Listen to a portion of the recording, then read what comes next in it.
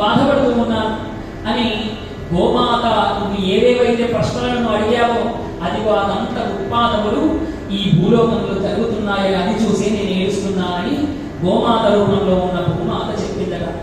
అంతేకాకవో వృషభరాజమా, ఇంకా ఎందుకు ఏడుస్తున్నానో తెలుసా?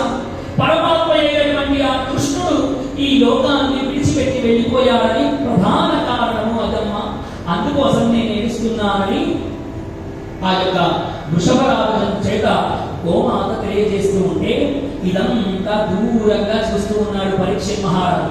చూసి ఆ వెండిటి దగ్గరికి వచ్చాక వచ్చి, ఓ ధర్మదేవత, ఓ వృషభరాజమా, మరి నీ 3 కాళ్ళు కొట్టేసింది ఎవరు నాకు చెప్పు. ఓ గోమాత, నీకు ఈ స్థితి కల్పించినటువంటి వాడెవడో చెప్పు. ఎవడైతే పాపం చేశాడో వాడు పాపాత్ముడని రాజుకు చెప్పకపోతే వాళ్ళు కూడా దోషులే అవుతారు. కాబట్టి మీ ఇద్దరు నాకు ఈ విషయం చెప్పాలి. మిమ్మల్ని రక్షించడం నా బాధ్యత, ధర్మాన్ని రక్షించడము రాజుగా నా బాధ్యత అని ఈ గోమాతను ధర్మదేవతను అడిగితే, రాజా అన్నట్టుగా ఎవడైతే రాజు కానివాడు రాజవేషంలో కనిపించాడు కదా ఈ పరీక్షిత్ మహారాజుకు, అదిగో వాడే కారణం అన్నట్టుగా గోమాత భూమాత ఇద్దరు చూశారట. ఆ ధర్మదేవత ఇద్దరు చూశారట. చూడగానే ఇంకా లాభం లేదనుకున్నాడు.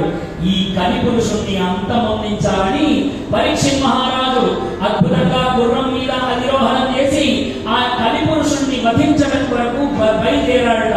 బయలుదేరి కలి పురుషుణ్ణి దొరకపుచ్చుకున్నాడు. హే కలే, నేను పరీక్షిత్ మహారాజు, నేను పరిపాలన చేస్తుండగా నీకు నా రాజ్యంలో ప్రవేశం లేదు. కావున వెంటనే నీకు నా రాజ్యాన్ని విడిచి వెళ్ళిపో, లేదా నీ తలను 1000 ఖండములుగా నరికి వేస్తానని పరీక్షిత్ మహారాజు కలిపురుషుడితో అన్నాట. అనగానే కలిపురుషుడు వెంటనే పరీక్షిత్ మహారాజు కాళ్ళు పట్టుకున్నాడు. శరణు పొందే కలి, శరణు పొందాట. శరణు శరణు పరీక్షిత్ మహారాజా, శరణు శరణు. ఎవడైతే శరణు పొందుతాడో వాడిని చంపడానికి లేదు. పరీక్షిత్ మహారాజు వెంటనే తన ఖడ్గాన్ని కిందికి దించివేశాడు. దించివేసి, హే కలే, నీవు నేనుండగా నా రాజ్యంలో నీకు ప్రవేశం లేదు, కాబట్టి నువ్వు వెళ్ళిపో అనగానే, మహానుభావ, ద్వాపర యుగము అంతమైనది కాబట్టి పరమాత్మ యొక్క కాల నిర్ణయం ప్రకారం నేను వచ్చానయ్యా. నాకు నేను స్వతహాగా రాలేదు, నేను రావాలి కాబట్టి, నేను కాలస్వరూపం కాబట్టి నేను రావాలి. కాబట్టి ఇలాంటి ధర్మాత్మ ఉన్నటువంటి చోట వెళ్ళావు, స్థలం లేదని చెప్తూ ఉన్నావు. పోయి నువ్వు రాజు కాబట్టి నేను ఎక్కడెక్కడ ఉన్నాను నువ్వే నిర్ణయం చేయవయ్యా అని పరీక్షిత్ మహారాజుతో ఈ యొక్క కలిపురుషుడు అన్నట్ట. ఎప్పుడైతే కలిపురుషుడు ఆ విధంగా అన్నాడో పరీక్షిత్ మహారాజు ఆలోచనలో పడ్డాడట. ఆలోచనలో పడి తను ధర్మంగా పరిపాలన చేస్తూ ఉంటే తన రాజ్యంలో ఉన్న వాళ్ళందరూ ధర్మాత్ములే ఉంటారని కలిపురుషునకు 4 స్థలములనిచ్చే, 4 చోట్ల ఉండమని కలిపురుషుడికి స్థానం ఇచ్చాట. జూదశాలయందు, మద్యపానము యందు, వేశ్యాగృహములయందు, జీవహింసలయందు. కలిపురుషుడిని ఎక్కడెక్కడ ఉండమన్నాడో చూడండి. ఎక్కడైతే జూదము ఆడుతూ ఉంటారో అక్కడ ఉండవయ్యా కలిపురుష అన్నట్ట. 2వ స్థానము మద్యపానము, ఎక్కడైతే శరీరాన్ని మర్చిపోయి వాళ్ళు మద్యపానము చేస్తూ ఉంటారో అక్కడ మీ ఉండవయ్యా కలిపురుష అన్నట్ట. 3వది ఒళ్ళు మిన్ను గానక కేవలం శారీరక సుఖమును కోరేటువంటి వేశ్యాగృహములయందు. అంతేకాక భూత దయ లేకుండా ప్రతి ప్రాణి యందు పరమాత్మను దర్శించకుండా జీవహింస ఎక్కడైతే జరుగుతుందో అక్కడ వెళ్ళి ఉండవయ్యా ఓ కలిపురుష అన్నాడు. మరి ఇంత నమ్మకం ఎందుకు, ఈనాలుగే ఎందుకు చెప్పాడు అంటే తన రాజ్యంలో ఈనాలు చేసేవాడు ఎవడు ఉంటాడు అని పరీక్షిత్తుకు బాగా నమ్మకం. అది నిజం కూడా.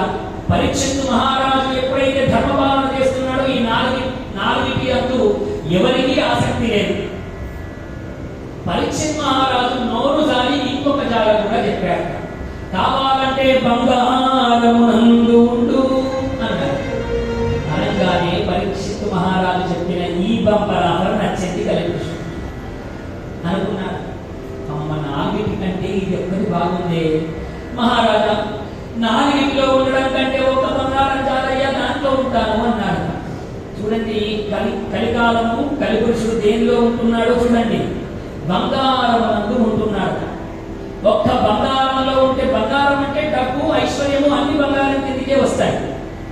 డబ్బు ఉంటేనే చూలమాడవచ్చు, డబ్బు ఉంటేనే బాగా రావచ్చు, డబ్బు ఉంటేనే వేశ్యల దగ్గరికి వెళ్ళొచ్చు, డబ్బు ఉంటేనే జీవహింస చేయవచ్చు. ఒక్క దాంట్లో ఉంటే ఇవన్నిటికీ అందరూ బానిసలవుతారు అనుకున్నాడు కలిపురుషుడు. వెంటనే ఆ బంగారం నందు చేరుకున్నాడు. లోకంలో బంగారము అంటే పురుషులతో పాటు స్త్రీలకు అమితమైనటువంటి ఇష్టం. ఆయన లాంపు చేరు చేపించకుంటే భూగమూతి పట్టుకున్న స్త్రీలు ఎంతమంది, నా భార్యతో సహా. నేను చెప్పుకుంటున్నాను, ఇక్కడ చెప్పుకోవట్లేదు అంతే, ఎందుకంటే నా ముందు మైక్ ఉంది కాబట్టి చెప్తున్నాను అంతే. మైక్ ఇస్తే అందరి బాధలు చెప్పుకుంటారు కదా. బంగారం అంటే ఇష్టం లేని వాడు ఈ లోకంలో ఎవడుంటాడండి? అందరికి స్త్రీలతో పురుషులతో. మరి ఇప్పుడు బంగారం ధరించిన అందరి నెత్తి మీద కలిపురుషుడు కూర్చున్నట్టేనా? బంగారంలో కదా ఉన్నది వాడు. అందుకనే మనకు అద్భుతమైనటువంటి వ్రతాధికములన్నీ గొప్ప గొప్ప ఋషులు దర్శించి మనకు తెలియజేశారండి.